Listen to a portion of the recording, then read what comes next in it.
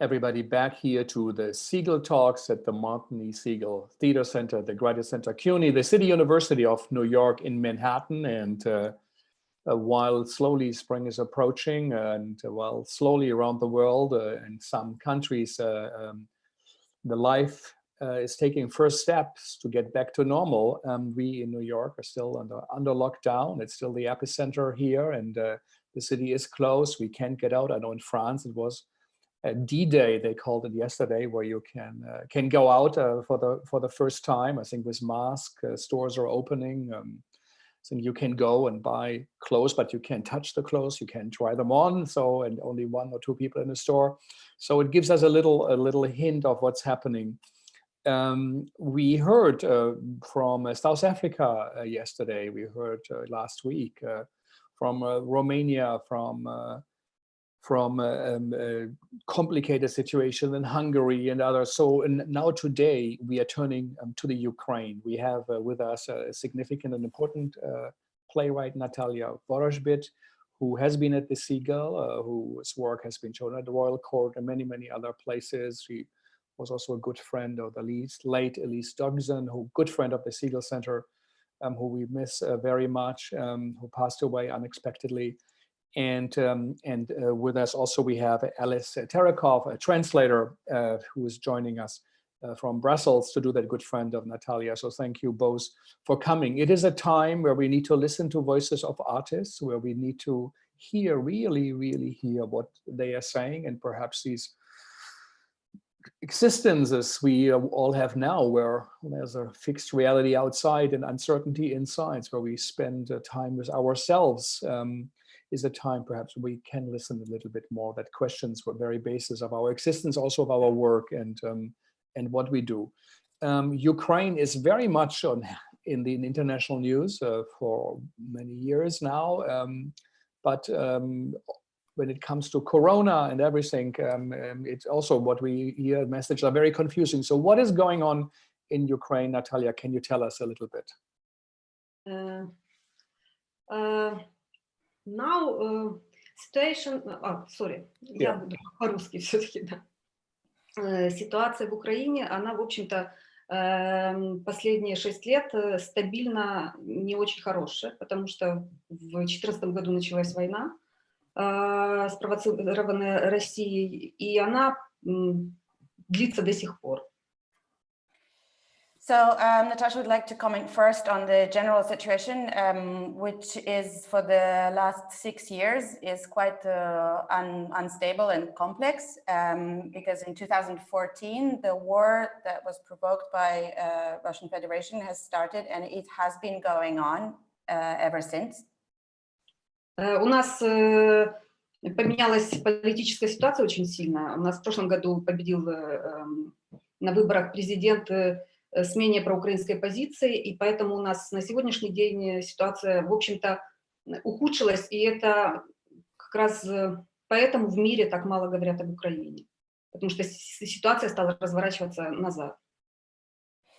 So the political situation has changed about a year ago when the president, a new president was elected, who is kind of less pro-Ukrainian, and in a way the general direction has been kind of turning back. That's why Ukraine is kind of less talked about or less urgent in the news. И, соответственно, ситуация с коронавирусом, она как бы коронавирус пришел в неблагополучную, в общем-то, страну, а страну с определенными проблемами, и для многих это сейчас, на сегодняшний день, стало некой передышкой. So coronavirus has sort of landed in Ukraine on a bizarre soil, on a not very kind of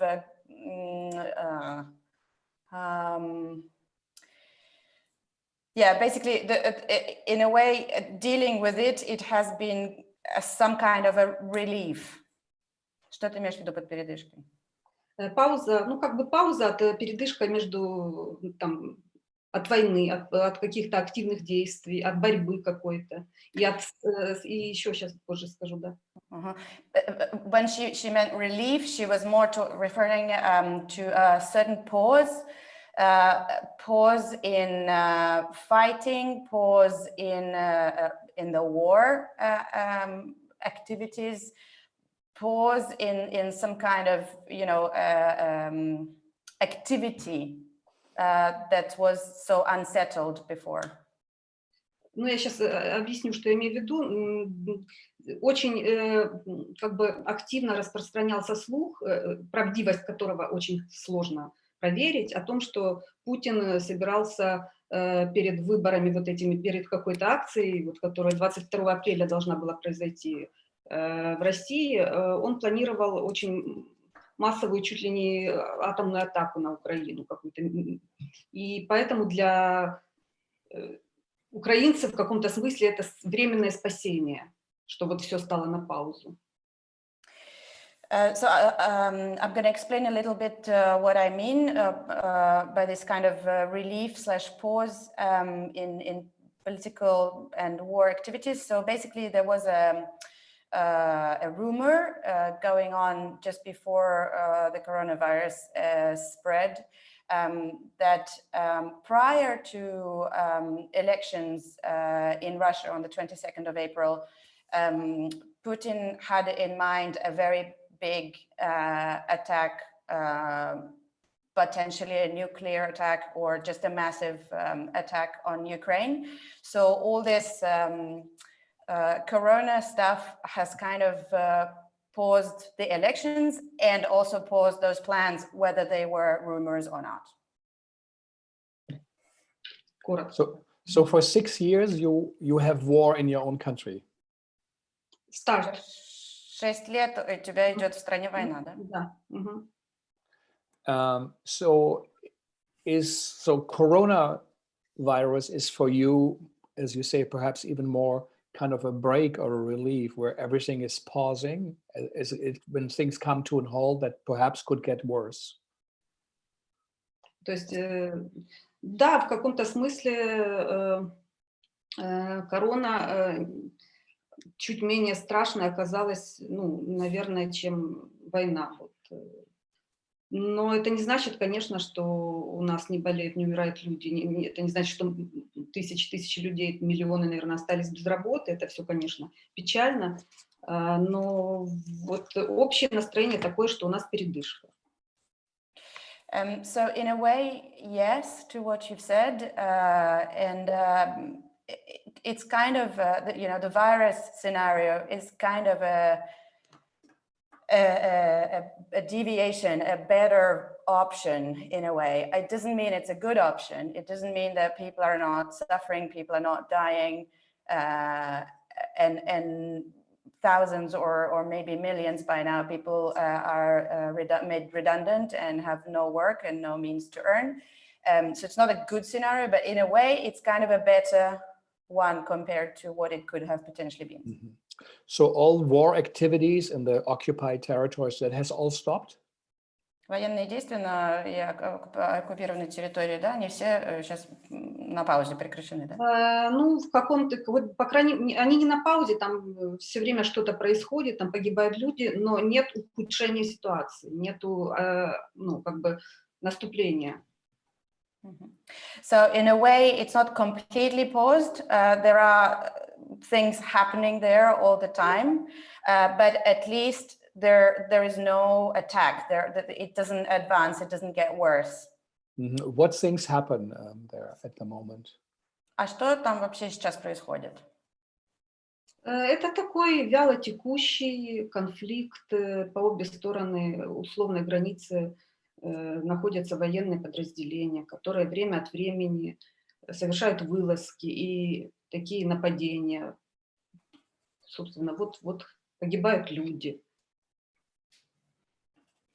So basically, it's a kind of a you know, sort of, you know, the situation is kind of war situation, but it's soft in a way, and there is a military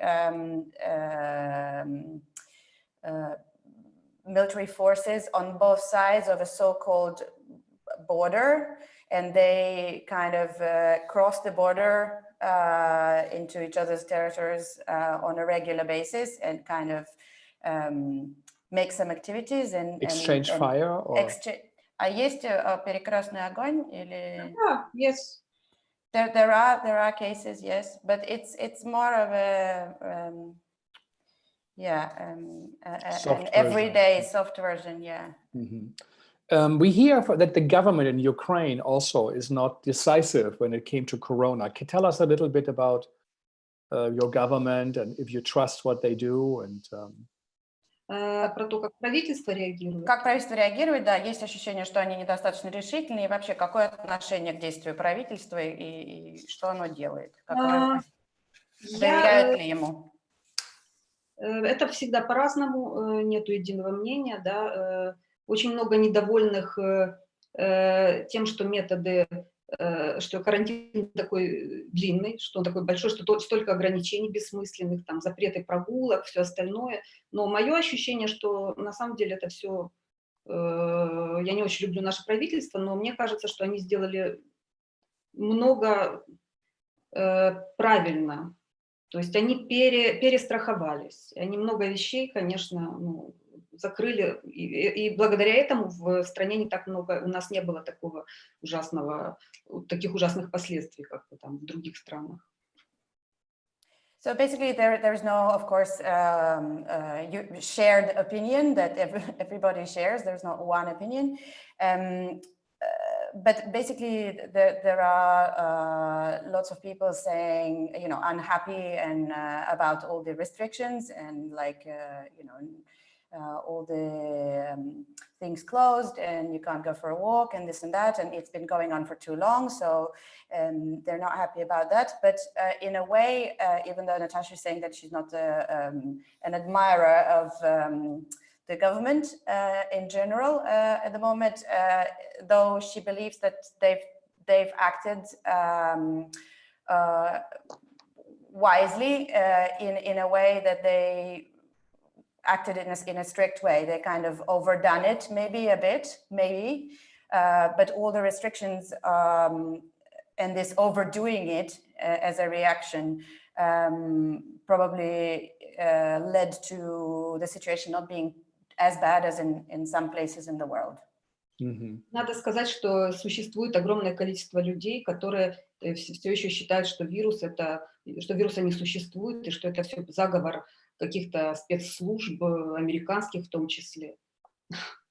There is still opinions, you know, rumors going on and people believing that there is no actual virus. It doesn't actually exist, and it's all some conspiracy special services in America included or somewhere else. But this also exists as an possibility. For how long have you been under lockdown in Kiev? Сколько вы уже сидите в карантине? 2 months. Full 2 months. So how is the situation for theater artists in the Ukraine at the moment? Theater artists. Ну, конечно же, все театры закрыты. Всего лишь несколько дней назад разрешили репетиции. Государственные театры, артисты продолжают получать зарплаты, и, в общем-то, за них не страшно, но независимые театры, конечно, погибают, буквально погибают, потому что они не могут платить аренду, актеры, ну, в общем, это катастрофа для них, это правда. So, I mean, theaters are closed, and a few days ago, there was some kind of allowance in terms of rehearsing. So rehearsals are possible now under certain conditions. In state theaters, the staff is, actors and all artists are getting paid regularly. But of course, all the independent scene is in big trouble because independent theaters can't pay rent. They're not earning anything. So it's basically a disaster, as in many other places in the world. И много театров показывали спектакли онлайн. Ну, то есть не онлайн, а в записях. Показывали, демонстрировали свои записи, но, честно говоря, не все могут смотреть театр с экрана. То есть не все это воспринимают, поэтому. And of course, lots of theaters were sharing those performances they've got on video, but not everybody can connect to a performance on a laptop screen. So, but they were doing it. Well, under what conditions are rehearsals allowed at the moment? Ты сказал, что репетиции несколько дней назад разрешили. Это как можно репетировать? Ну, я не знаю, потому что я в театре не репетирую.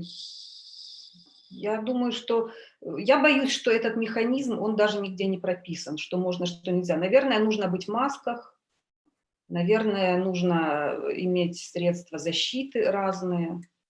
Вот. Но придерживаются ли артисты этих правил, я сильно сомневаюсь.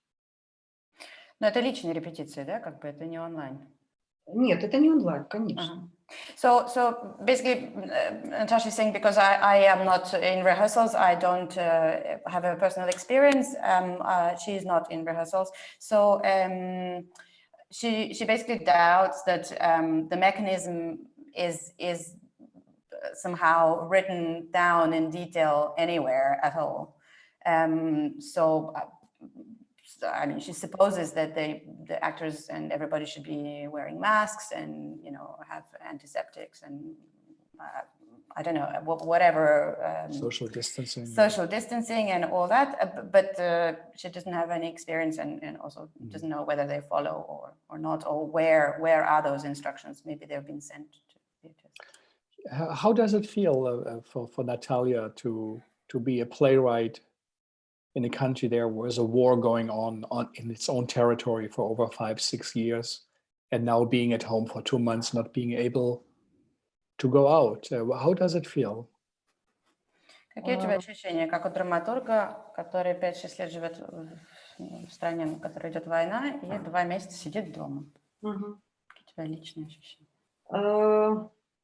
Ну, как бы для драматурга, наверное, это ситуация благодатная в том смысле, что есть о чем писать, и, конечно, незаживающая рана, она способствует, как бы, наверное, поиску тем, там, новым пьесам. Но странное ощущение, да, с вот этим 2-месячным перерывом. Ты как будто бежал куда-то все время. Бежал, и даже не мог остановиться, подумать о том, что происходит. А вот вдруг тебя так остановили, а ноги-то еще бегут куда-то. И вдруг ты все время как бы, ну, даже о каких-то сложных вещах ты думал, подумай об этом завтра, о той же войне, там, подумай об этом завтра. А вот это завтра наступило во время карантина. И... Let's translate a little bit. Да. Yeah, sorry, I didn't want to interrupt. So basically, for a playwright, in a way, it's a brilliant situation, you know, with no distractions and everything, and also the wound that is not healing, you know, the inside wound, the trauma that is not healing itself, is kind of a constant source of things to write about. To create, you know, new plays and new writing. But you're right, you know, with these 2 months in a space, the feeling is that I've been running, we've all been running, and now we've been stopped, but the legs are still running. And there were tough subjects, i.e. war, etc., that you were kind of postponing in terms of meditating on or thinking about. It's like, okay, I'm going to think about it tomorrow, but now is tomorrow. now is the time. There's no excuse to postpone. И вот как бы самые большие осмысления, наверное, того, что произошло за 6 лет, оно происходит именно сейчас, вот в эти 2 месяца, когда все застыло, когда на улице прекрасная весна, и как будто ничего не происходит. Вот в этом, наверное, самый такой большой конец света и чувствуется. So basically, during these peaceful 2 months, the biggest realizations or meditations on the past few years have been happening, and in this pause, you look outside and there's beautiful spring, beautiful weather, and everything is kind of still and not moving, and this is kind of the beauty of the end of the world sort of situation. So what you say in the meditations, what goes through your mind when you say now you are thinking about all you are supposed to think about? What do you think about? Вот когда ты говоришь, что уже некуда откладывать и нужно размышлять о серьезных вещах, вот какие у тебя размышления на тебя находят?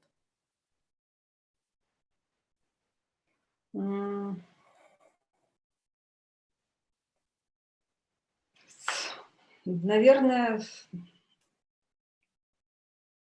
о будущем прежде всего. Каким оно будет для меня, моей семьи, и каким оно будет вообще для человечества. Наверное, о себе и о своей семье, конечно, думаю больше. И о своей стране. So probably it's mostly about the future. What's it going to be like after this, and what my future, as well as my family's future, as well as the future of humanity. But mostly my future and the future of my family, probably, yes. And my country. И еще вдруг возник новый страх, что вот этот карантин, он, конечно же, закончится, и после этого должно начаться что-то страшное. Вот я не хочу, я, наверное, первый раз сейчас это озвучиваю вслух, но вот это затишье, оно как будто перед какой-то бурей. Надеюсь, что я ошибаюсь. Also, there is this new fear that is developing, that after this quarantine is over, and it will be over at some point, something horrific is going to follow. Something is going to start that is being postponed now. And I've never probably verbalized this before this moment, but hopefully I'm wrong in this expectation of some horror following this peaceful and lack of action and quietness. Но я надеюсь, я ошибаюсь. I really hope that I am mistaken in my expectations. So you hinted that you fear that Russia will launch a military strike and use this pause for preparation. Мне кажется, что Россия осуществит военную атаку и сейчас использует время для подготовки, для ожидания. Это вопрос? Maybe, I don't know. You talked about an open wound that normally is there for writing. What is that open wound for you? What does it mean? Ты упоминала про незаживающую рану, про открытую рану, которая не заживает. Что это за рана и как ты ее ощущаешь, как ты можешь описать? Я же никогда не думала, что я буду жить во время войны, и что я буду об этом писать, и что это станет на многие годы темой для моего творчества. Переведи даже. I've never thought that I'm gonna live through wartime, and that war is gonna be a subject of my creative writing. That this is what I'm gonna be writing about.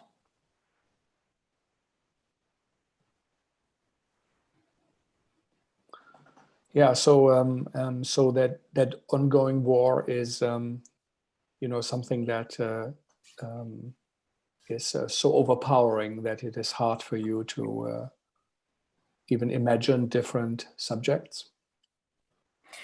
Вот эта война, происходящая, длящаяся, она настолько как бы подавляет все остальное, что нет возможности, да, как бы размышлять и писать о чем-то другом, да? Она как бы доминирует над тобой. Нет, ну есть, конечно, общество устает от войны, тем более, которая происходит где-то на краю страны, и, конечно, они все меньше говорят, они меньше вспоминают, и ты сам невольно, тоже отвлекаешься и там, естественно, ищешь другие темы. Of course, there are other subjects, and of course, when it's been going on for a while, life goes on, and people get distracted, and people sort of forget a little bit, and it's talked less about. So there are other subjects that pop up, of course. Ну и образуется привычка такая вот ты живешь, вот где-то война, и ты уже к этому привыкаешь, и об этом ты тоже пишешь, и это уже не так драматично и страшно звучит. И, в общем-то, ко всему можно привыкнуть, но, опять же, вот эти 2 месяца паузы, они возвращают, воспоминания об этом, и все страхи, переживания в связи с этим. So basically, there is a certain, you kind of get used that this is the situation. You get used to the situation of the war going on, and in a way, it informs your writing in some way, but a bit less dramatic, less tragic. But these 2 months of a pause, they sort of bring back the fears and bring back the sharpness of realization of what's going on.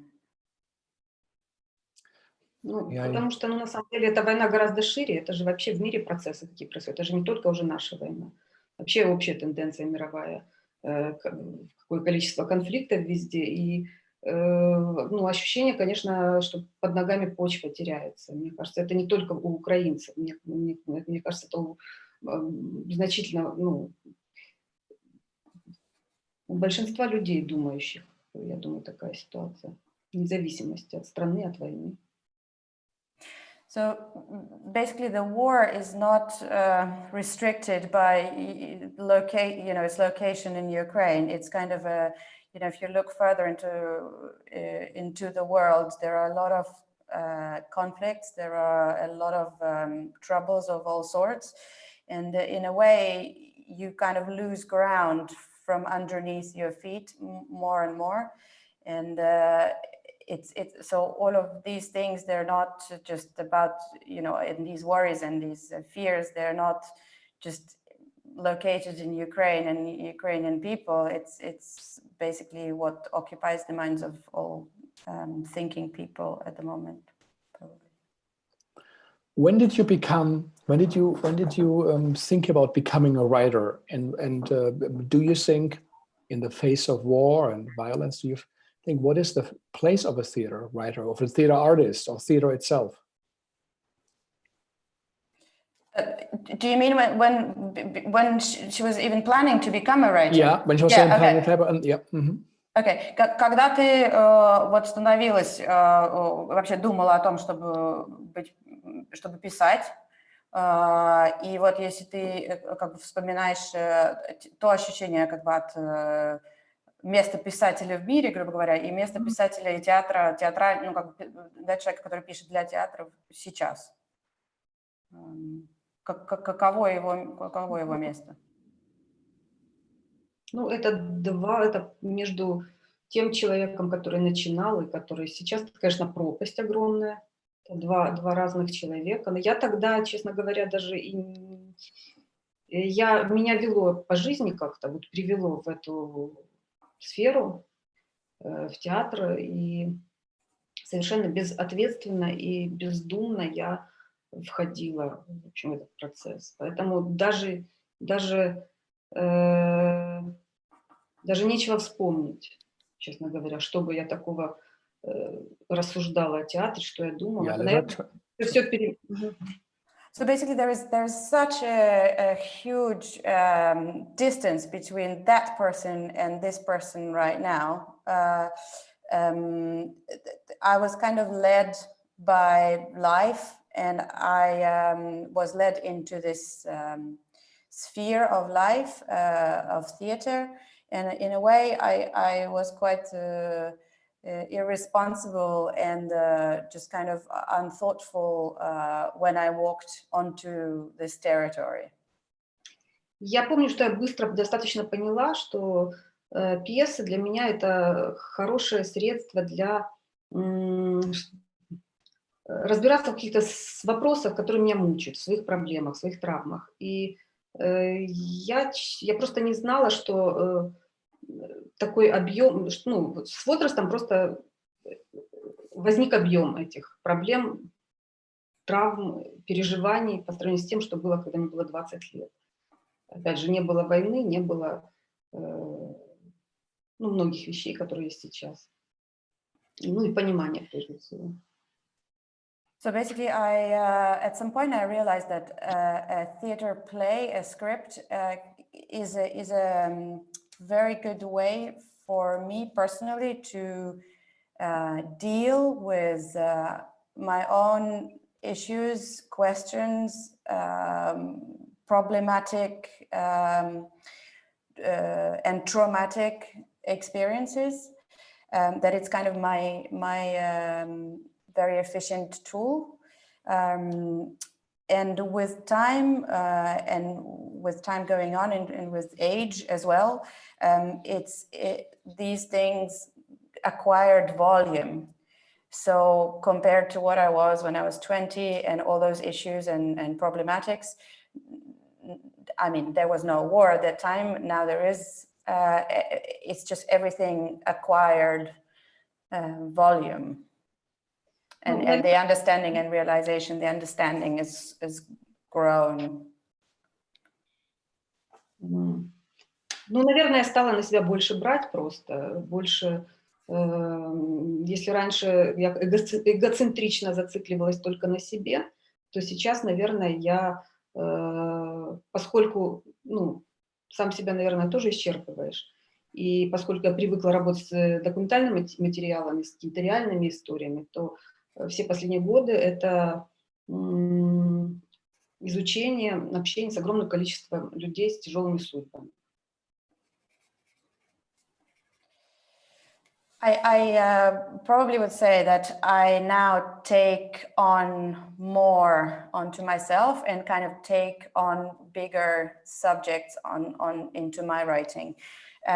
If before I would probably say I was more egocentric and it was kind of dealing with my own things more than anything else.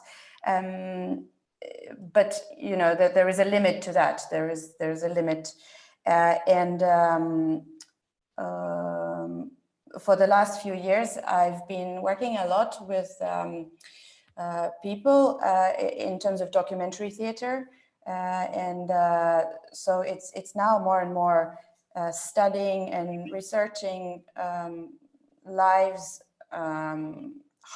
you know, of people that are full of hardships and of all sorts, full of troubles. So it's kind of broader.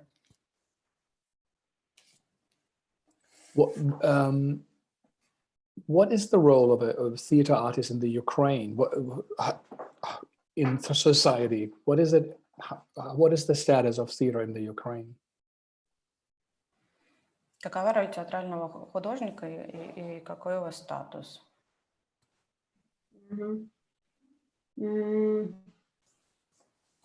Ну, театр до последнего времени в Украине был довольно консервативный и несовременный. Процессы, наверное, та же война, как ни странно, она театральную ситуацию сильно улучшила. Появилось очень много молодых художников. So basically, up to a certain point in the past, theater in general in Ukraine was quite conventional, quite conservative, sort of old-fashioned and opposite to contemporary sort of thing. And in a way, the air that was brought in by the war and the change was kind of a good one. Lots of artists, lots of young artists with new things appeared.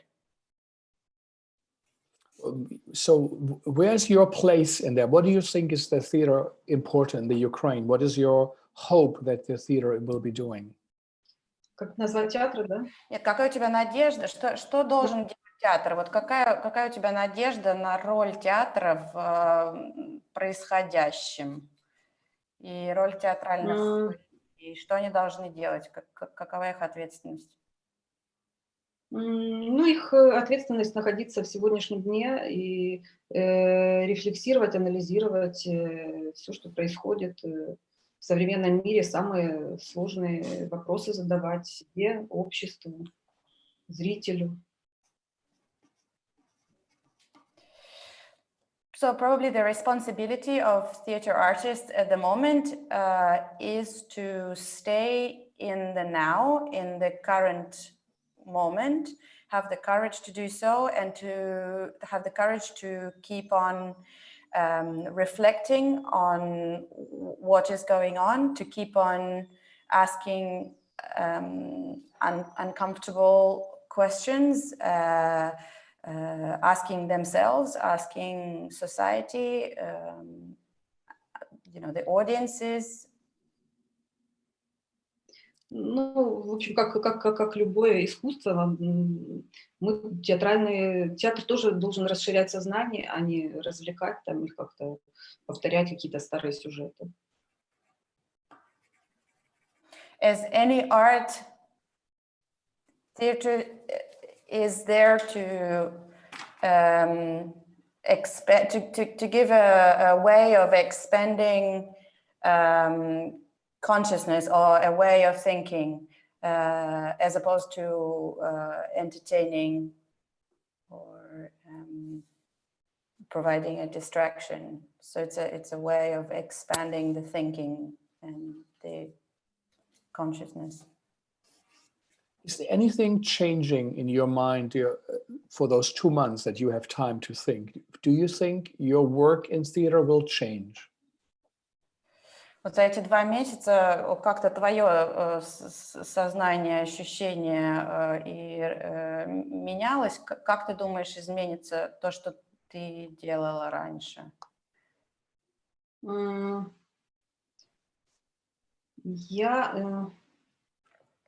Я побывала в разных состояниях просто вот за эти 2 месяца. Первое состояние, оно было довольно истерическое, возбужденное, потому что казалось, что вот какое неслыханное время, я сейчас все успею сделать, я сейчас напишу несколько пьес и вообще. Вместо этого я занималась совершенно другими вещами. During these 2 months, I have been in different states of myself. I experienced different stages. So the first one was a kind of hysterical one and very agitated. And it was basically, okay, so now everything is paused. I'm gonna keep up with everything that I've been postponing. I'm gonna write a lot. I'm gonna finish everything that's been unfinished. Here is the time. Потом был еще этап какого-то очень веселого времяпровождения с друзьями, которые тайком приезжали, которые тоже сидели на карантине, никуда не ходили. У нас был такой узкий круг. Значит, это все напоминало персонажей чеховских, которым было совершенно нечего делать, и они вели себя-то соответственно на дачах разных там друг у друга. Then there was also a stage of kind of a fun stage of having just having fun with friends who were not seeing anybody, who were in lockdown, but would secretly somehow make their way, and we would spend time together. And it was sort of comparable to those characters in Chekhov's plays that had nothing really to do or to work on. So they were spending time at each other's country houses, doing nothing much really. Пазолини, большая жрачка, вот это об этом же. Вот последней неделе наступил какой-то момент какого-то, что ли, прояснения, просветления и напряженного осмысления вообще, я бы так сказала. And it's been recently this other stage that is more of a sort of some kind of an enlightenment, or some kind of things got clearer and more thoughtful and more kind of grounded and thoughtful. Вот что мне кажется. Мне кажется, честно говоря, что люди особо не изменятся после карантина. Наблюдая за собой, я не вижу каких-то огромных изменений личностных, что это как-то повлияло. Люди все равно все забывают, и проходят у них и страхи, и все. И единственное, мне кажется, все-таки опыт работы и взаимодействия личного контакта, а вот как мы сейчас общаемся, вот это вот настоящее открытие этого времени. And when I'm in this more thoughtful and clearer and calmer state of processing things, this is what I've come to so far, which is basically that people won't really change after this lockdown is over. People are very forgetful, and I am including myself. I don't think that there are some massive major changes happening that will completely transform what follows after. People are forgetful, and experiences and worries and fears, they pass, and they are memories, they become memories. But this type of communication that we're having now, that has been so forced and so intense recently, everybody will share that, and everybody will remember that.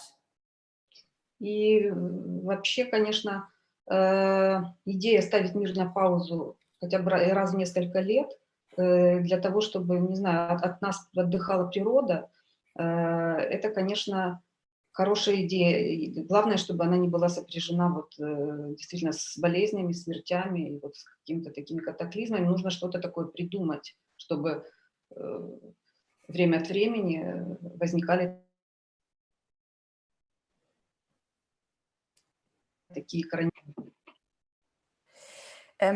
But generally, this idea of a pause for everyone is a quite positive idea, and maybe we need to think of something that would be a regular thing, like every now and then, every few years, every whatever number of years, we organize this huge pause for the world to have a little rest from us and from our activities.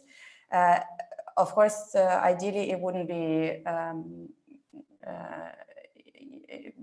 organized by the illness, but more organized by us, more kind of initiated by people, and organized as a reoccurring, as a regular thing.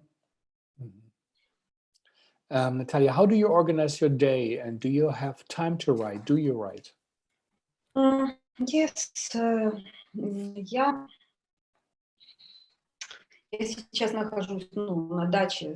Обычно я живу в Киеве, в квартире, как-то все там мобильнее происходит. Сейчас я живу на даче со всей своей семьей, и у меня стало больше домашних обязанностей, с одной стороны, но с другой стороны мне не нужно никуда бежать, никуда ехать. Все встречи можно проводить вот так вот. Поэтому я имею возможность писать и работать в очень приятном кабинете с видом на сад. Вот как-то так. I'm normally based in Kiev, but right now I'm away from the city in my country house with all my family. And in a way, I now have more like domestic responsibilities and things to do and organize.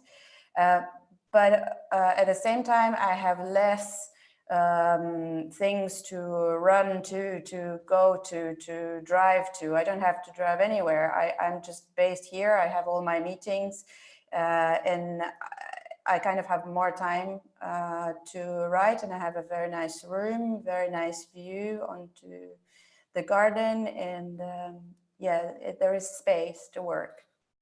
Правда, разница только в том, что моя семья, она тоже сидит дома. Если раньше они ходили в школу и на работу, то они теперь сидят дома и требуют моего внимания. Но я думаю, что это как бы ситуация у всех такая, и это усложняет. The only complication... Это усложняет работу писателя. The only complication for a writer, for me as a writer, is that compared to normal life, there is a difference because all my family is constantly around and goes nowhere and needs my attention much more. Not to say all the time, but I believe that everybody is experiencing the same. So for a writer, it's a bit of a difficulty to deal with.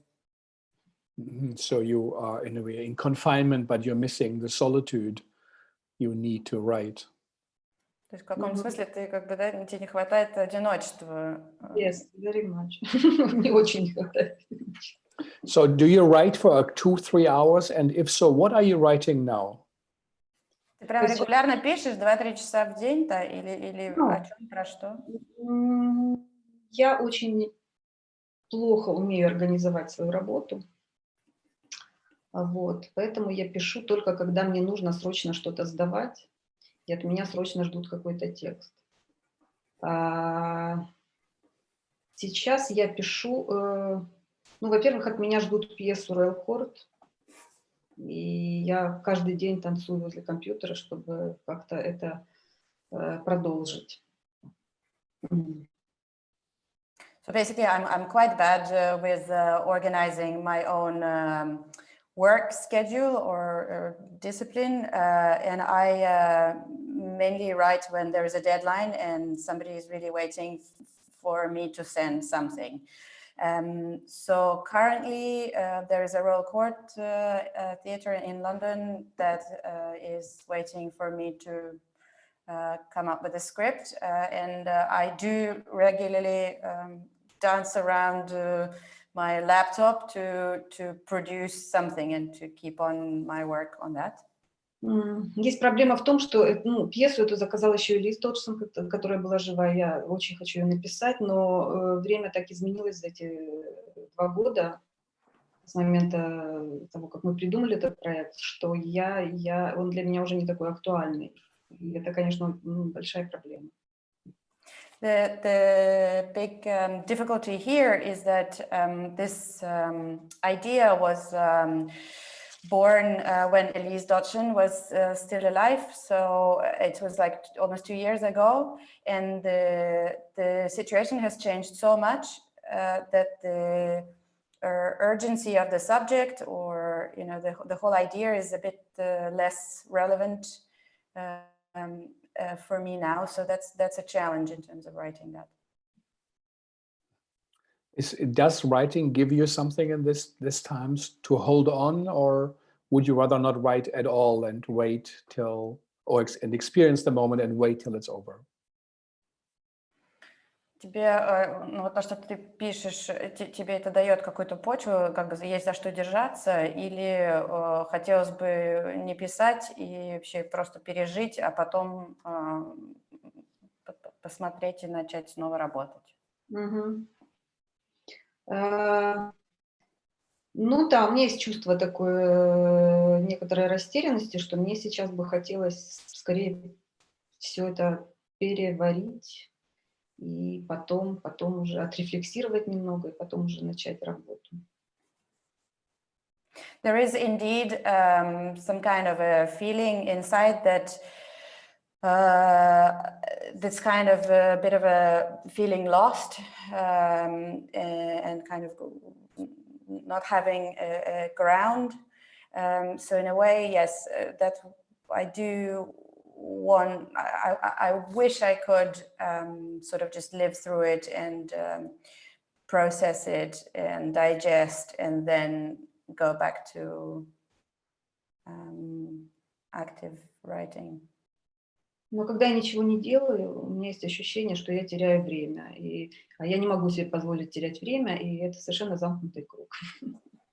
But when I'm not doing anything following this desire and this logic, I feel like I'm losing precious time. So I start doing something, and this is the vicious circle that never allows me to stop working and process things. So it's every point is triggering itself. Mm-hmm. Yeah, one of the messages we heard from many writers, actually, that they said it's okay not to produce, it's okay not to write, it's okay to experience it and to make sense out of later, not to always be busy, and to see also what is happening, still in progress. Do you read a lot then, or how do you keep your mind busy, or is your mind also taking a pause, or do you read, do you listen to music? What do you do? Ну, я немного читаю, я слушаю музыку, которую ставит мой муж. В общем, она мне нравится. Я сейчас очень люблю быть на природе и проводить время на прогулках, в саду. И я сейчас много времени занимаюсь тем, что копаю огород, сажаю какие-то растения. И, честно говоря, это то, что меня больше всего сейчас увлекает. И мы смотрим много фильмов разных. I do not read that much at the moment. I listen to music that my husband plays, which the majority of it I like.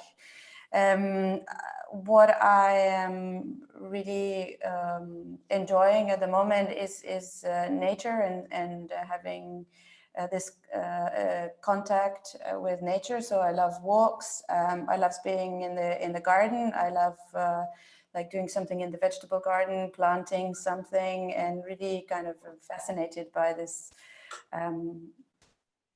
Я никогда раньше не посвящала этому столько времени. Это очень странно. It's really bizarre because I am so inexperienced in this. In my past, I've never had time to do any of these things in the garden and with plants.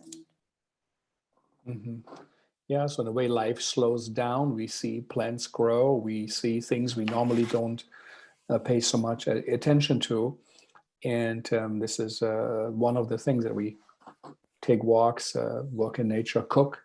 They take care of us and our loved ones and our family. Do you think that theater and performance will help Kiev to process this moment? Do you think that theater is a medium that at the moment works in your country for the society to work through social problems, political problems, personal problems? Is it or is it television shows or movie theaters? How is the mood in the Ukraine? Настроение. Ну, вообще в театре какова активность театра, да? Как ты думаешь, он будет помогать или сейчас активно помогает обществу как бы про все эти процессы проживать и перерабатывать и поддерживать Сейчас? и сейчас и в будущем? Frank, do you mostly mean now or in the future? After, yeah, in the future, After, yeah. После. Поможет ли он пережить это все, переварить? Как? Я надеюсь, я как часть этого, винтик этого большого процесса, по крайней мере, буду в этом участвовать и поддерживать какие-то такие инициативы. Я думаю, люди за эти месяцы соскучатся по работе, и надеюсь, что что-то изменится. I really believe so that theater will be active and useful in processing whatever we are experiencing right now. And me as a tiny little part of this huge mechanism, I will support initiatives that would be coming up, I'm sure. And I believe that artists will be so hungry after all this time when they were deprived of the opportunity of being together and creating together, that they will be really up for collaborating and working and making things after. Но с другой стороны, нам на все сократили финансирование очень сильно, государство, то есть не выделило почти денег на кино, на театр, поэтому никаких грантов мы не сможем получать на наши проекты, поэтому я не представляю, как все, что я сказала, мы сможем реализовать. But at the same time, I remember all the financial cuts because the government has cut a lot of finances in film as well as performing arts. So there are not that many grants we can apply for, and in a way, everything that I've just said, I'm not quite sure how practically, what are the practicalities of all these things that we would be so up for doing after. Yeah, I think Olympia Dukakis, a great actress from America, actually also an Oscar winner, who ran a theater of her own, the whole theater. She said the reasons why she got into theater have nothing to do with the reason why she is still doing theater. And perhaps that's good and bad on both sides. Are you finding a new reason? Will you find a new reason to be in theater? Will you be reinforced in your choice to create theater, or will you think that perhaps in that war times you're in, that the theater is not able to really help bring change? Ну, я примерно поняла. Я все меньше вижу резона для себя работать в театре. Я больше работаю в кино в последнее время, меня это как-то больше вдохновляет, именно в Украине, я имею в виду, потому что ситуация с театром довольно такая непростая, и наш театральный мир очень небольшой, и, наверное, я не знаю, куда идти дальше, в какую сторону развиваться здесь. Поэтому я больших ставок для себя не делаю на театр. So I basically see less and less reasoning for myself personally in terms of development in theater, unfortunately, in Ukraine. I'm more and more engaged in working with film scripts. And I'm kind of more and more inspired by that field. So theater, generally the situation with theater is quite complex for many reasons here, and I don't really make I don't really see clearly a future for myself in there. I wouldn't bet that I have lots in the future in that area. Yeah. Well, Natalia, we really thank you so much for taking the time and to give us an update on the atmosphere from the Ukraine, a country that for 5-6 years lives through war, where Corona time is a happy break with some kind of a relief.